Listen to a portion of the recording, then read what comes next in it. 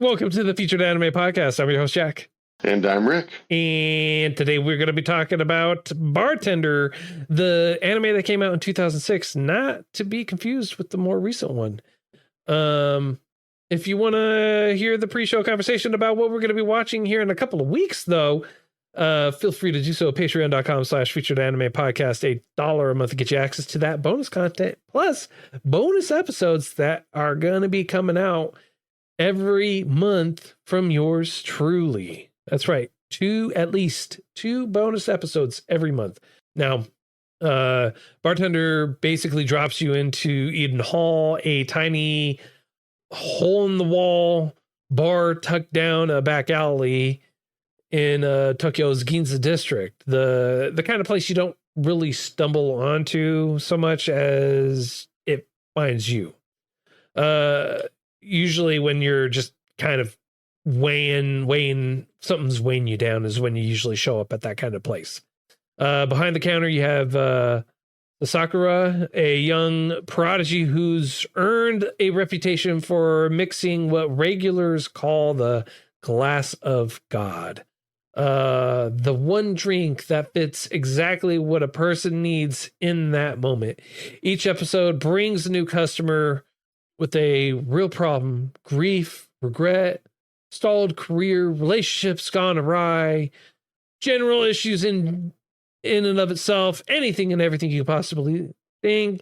And then Ryu, he reads the room, reads the person, and he is able to figure out exactly the drink that they will need or piece of advice that they need at that point in time. There's honestly no overarching plot. There's no action in this at all whatsoever. Honestly, that's kind of the point of the show.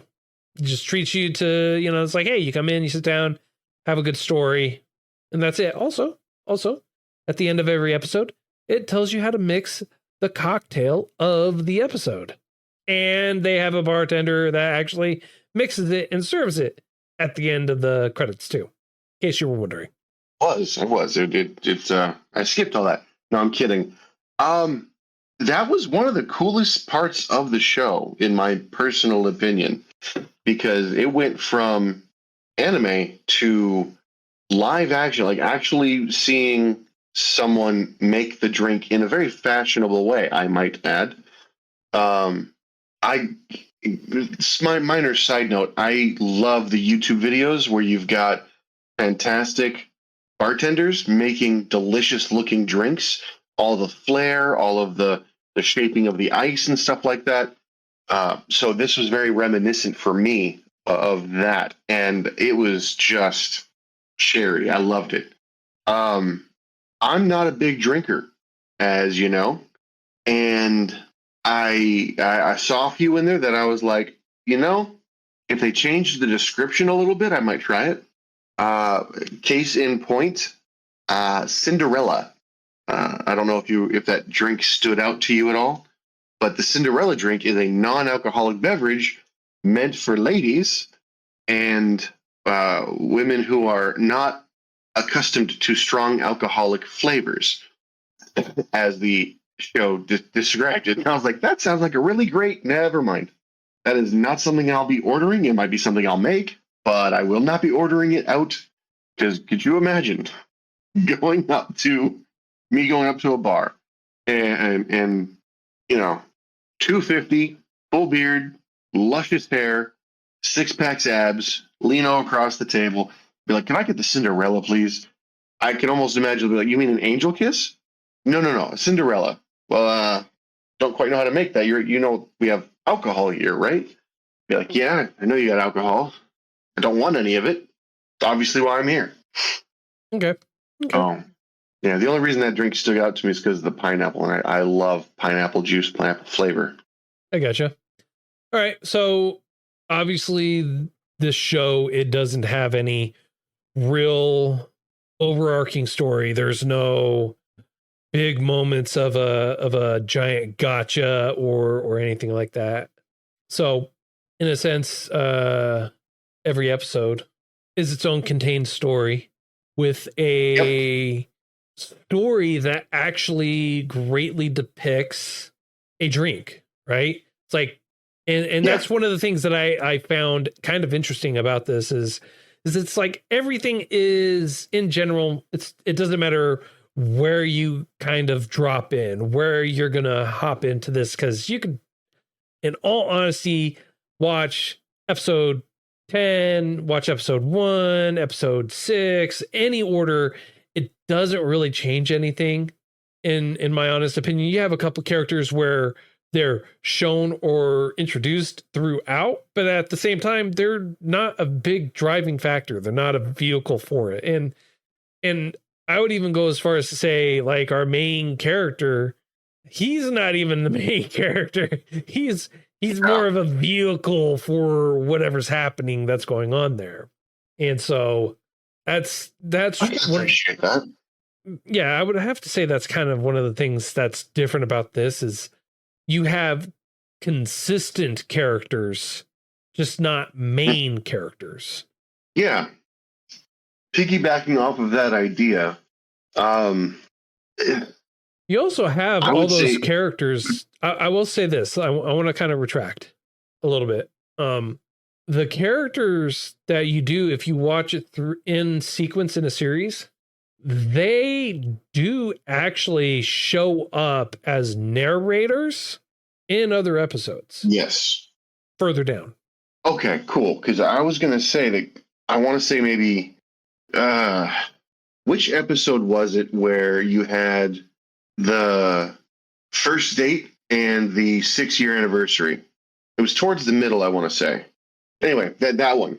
Now, when you're thinking of that particular one, I thought that it was a narrated. The narrator was the lady explaining to somebody else what had happened. It took me for too long to figure out that's not exactly what was going on, and that's one of my big drawbacks of the show. I was very confused. It was enjoyable, but I was confused as to what the plot was. There was a lot of, well, that's just it. Like, I expected there to be something. I expected there to be, an underlying something. And I texted you, I think earlier today, about a potential name for the show, because my wife and I were watching it, and she goes, it's a lot like The Room of Requirement. And I go, well, what do you mean by that? And she goes, everyone seems to get exactly what they need. Not necessarily what they want, but what they need. And I relayed that to you. 1 second. Sorry. I relayed that to you, and you're like, that makes no sense because of X, Y, and Z.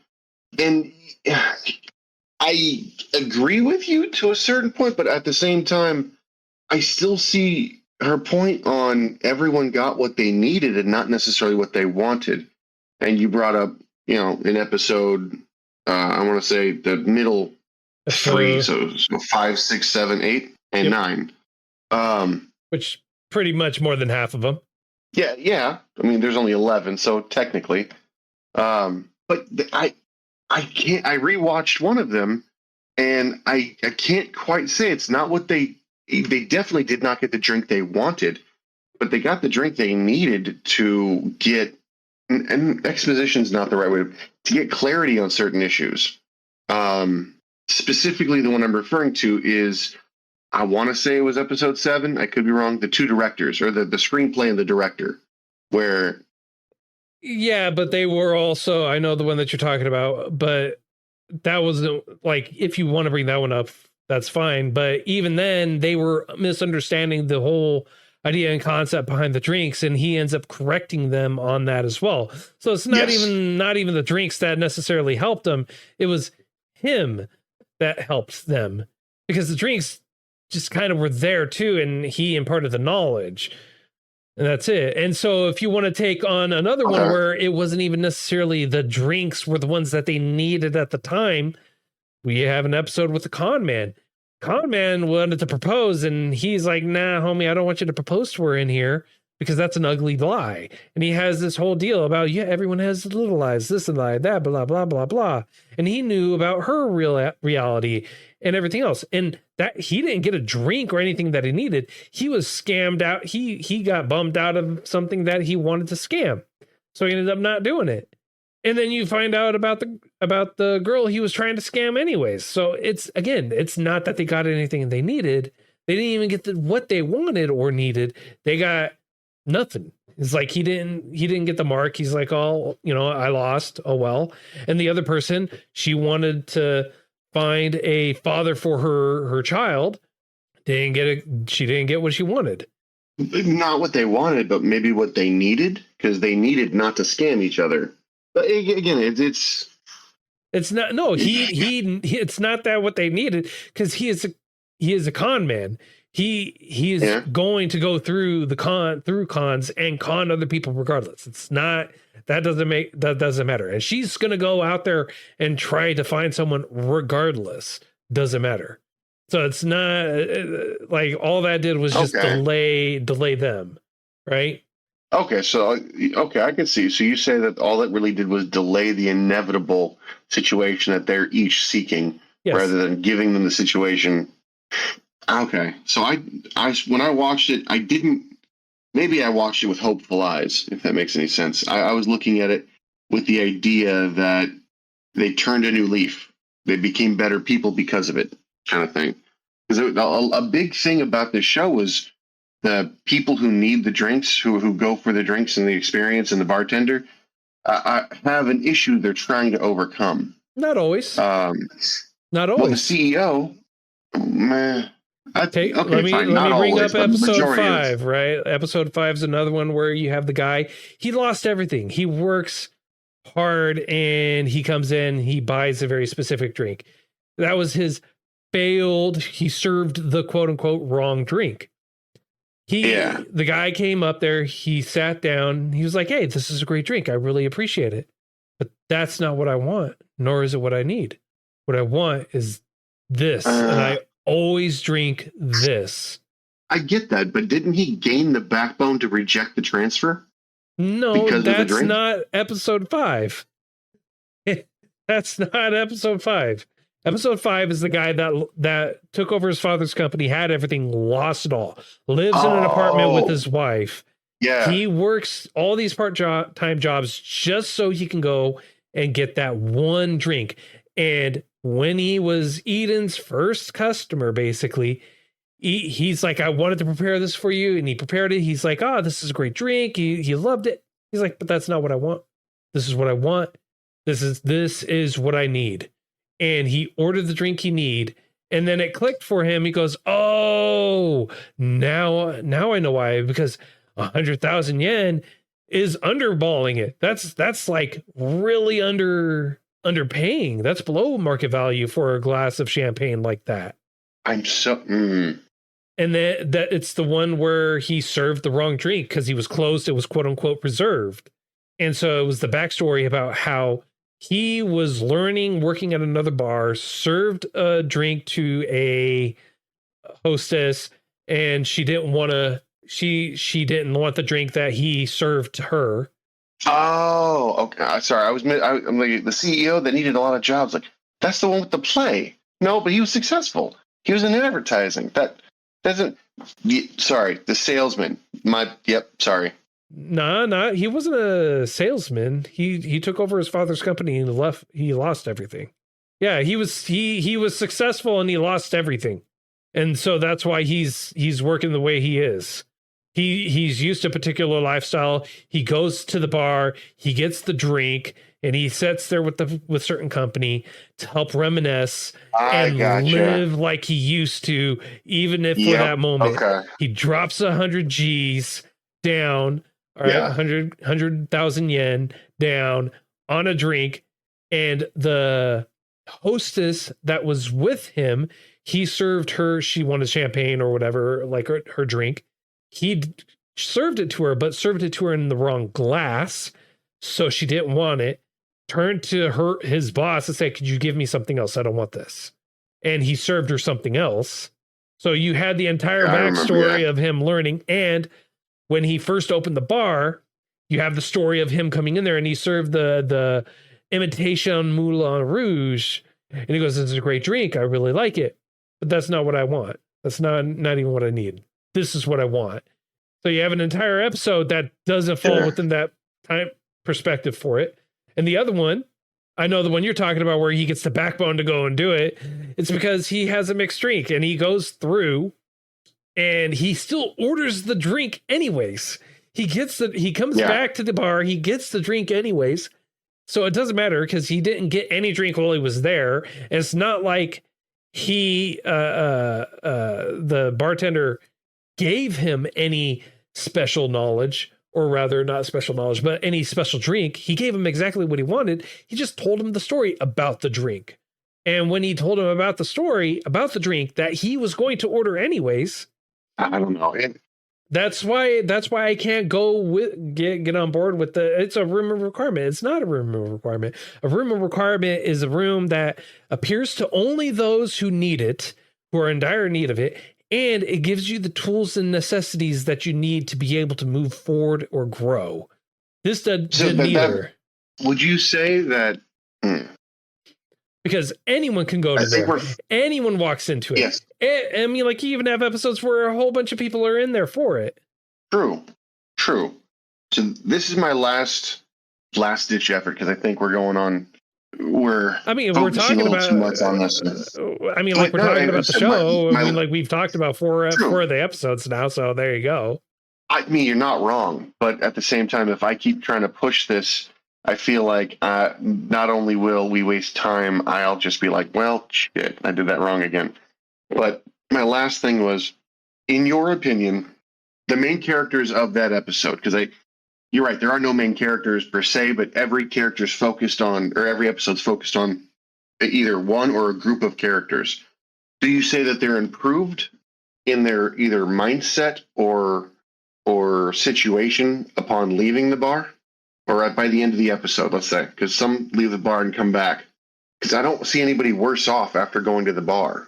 Like, it wouldn't be that great of a story if everyone was worse off after going to the bar. They wouldn't tell a very mellow story like that if you walked out and everyone was whatever. You get a lot of things that are like unresolved. They're like, I'm going to do this anyways.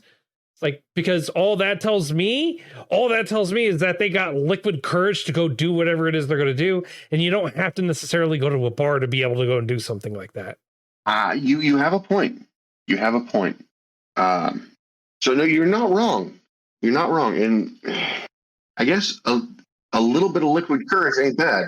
If you get anyone a drink, I mean, like, in a bit, they're going to feel confident. The thing is drinking gives people confidence. That is without a shadow of a doubt. You don't have to go to that bar or anywhere else necessarily for it. Okay, that's fair. Now, that is true. I didn't. But this one specifically has the guy drink that's of the gods. Well, it's what they call, because he has the ability to be able to read kind of along the lines of what you're going to be wanting anyways. Okay. I mean, yeah. So I have a question then. I have a feeling I know the answer. I have a feeling this is kind of an asinine question, but I got to get it out of the way. There are 3 male bartenders there, right? They're not just the same person in a different time of their life? No, there are 3 different ones. They just work in different areas and they flip-flop in between different areas when they're telling a story sometimes. So it's not even him that's telling the story of whatever it is that's being drank. It's them, and they're flipping to them. He's just happens to be there at whatever point in time or serving the drink. So it's not even that he's telling him a drink or a story, or he's regurgitating what someone else told him. Okay. Because there was a few times in the episodes where you see the younger version of themselves, and they're talking to the younger version of themselves. So I was like, they must have put hallucinogens in there or something. Which is what one of the people, I think it was like episode 7, he serves her a drink, and she's like, I'm not drinking that. He's probably giving me something like funky in there. And she never drinks it. Yeah. Oh, man. Yeah. Nah, it's just... I mean, look, all I'm saying is... It's a decent enough show. It is decent enough. It's a decent enough show. But that's why I can't get on board with, like, it's like a room of requirements. It's like, No, I understand your points on it. I understand your points on But it. I can totally see it from the perspective, right? Of your two. It's like, it's a magical world. You walk in there and all your problems are solved. It's like, not really. Except when they're not. Except when they're not. Like, literally going in there did not solve anyone's actual real problems. It works 100% of the time, 30% of the time. Yep. So it's this show. If you want a good show, don't watch this. Not because it's not a good show, but it's so, because there's no continuity, because there's no linear path to this show. There is no give it 3 episodes, because any 3 episodes would qualify as give it 3 episodes. Yep. And every episode feels like a new episode. Well, that's not right. Sorry. Every episode feels like a new season. So if you're trying to watch it and be like, okay, I left off here, it's not like that. And it doesn't do a good job to hook you. It unless you're listening to it in the background or something. It's just not, it doesn't have main attention energy. It doesn't make me want to sit down, focus, and pay attention. It makes me want to go to sleep. Yeah. It makes me want to make the drink because it's probably more interesting than the show. Now, if the backstory is true, that's awesome. Right. But right. I don't know. Okay. So, what are your thoughts? I mean, so like, so when I think about the show, when I'm looking at it, what comes to my mind is, who's this actually for, right? Who is this show for? And I would honestly say that this show is for cocktail fans, like people who like their mixed drinks or any kind of mixed drink. People who like their drinks in general. This is for the people who like the story of drinks, how they came about, the history of them. Like that's who I think this is for, right? And I'm not necessarily one of those people, but also, I mean, like, you could say that this show is also geared towards people who like a low stakes, slow show that has like no real plot. You don't really need it for it's good for just background noise. Yeah. I mean, I can't say it's a bad show because the quality's decent. The plot for, every episode seems solid and consistent. The drinks look makeable, and they look, welcoming's not the right way to put it, but they don't look complicated. They look like, if I was to go get the ingredients, I would have a non-zero chance of making it correctly. So I appreciate that. But it's just, for lack of a better way to put it, it's just not my cup of tea. Yep. No, I'm right there with you. Honestly, I can't really go on. I mean, like, there's not really much else we can talk about with this. I mean, like, there's really not much else we can say, Yeah, unfortunately. So I guess I'll give it a rating. Yep. On a scale of 10, sir, how would you rate this? I would rate this a 4. Not because of anything negative on it. Again, not my brand, not my flavor, not something that I would actively encourage others to go for no other reason than it didn't grip me. It didn't give me that the show's over, I'm thinking about it feeling, So Yep. It had decent animation. I really liked the transition from anime to real people. I haven't seen that in such a long time. It was very nuanced isn't the right way to put it, but it made me feel safe, comfortable, and that's why it's getting a high score as a 4 for me. So yeah, for that and the reasons I mentioned before, I give it a 4. And you? I'm giving it a 4 as well. I mean, like, it wasn't horrible. It was kind of dry. It was bland, but by any stretch of the word, it's not not something that I would actively go out and look for. Nothing I would actually go out and want to watch, you know? So, Yeah.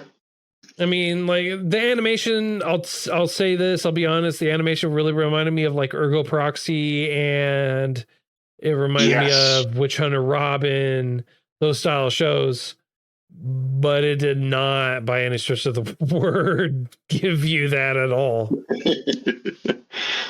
No. Yeah. So. All right. So next 4 week. for you, 4 for me. Yep, next week. Next week, we're going to be watching Bartender, Glass of Gods, which is the brand new one. It came out a couple years ago, 2024. So that's the one we're going to watch. I am told that it's better by a couple other people. Just poking around and looking at some of it, though. Some people beg to differ. So we're going to see. We'll see if it actually is an improvement or not. So that's all the time that we have for today. If you feel like we did too much justice, not enough justice, or just want to hang out with us on Discord or Twitch, head over to featuredanimepodcast.com.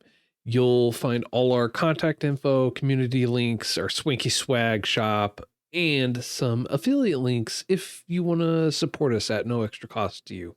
And if you want to support the show directly, $1 a month on patreon.com/featuredanimepodcast gets you bonus content every month. And until next time, I'm Jack. I'm Rick, and we'll see you next time.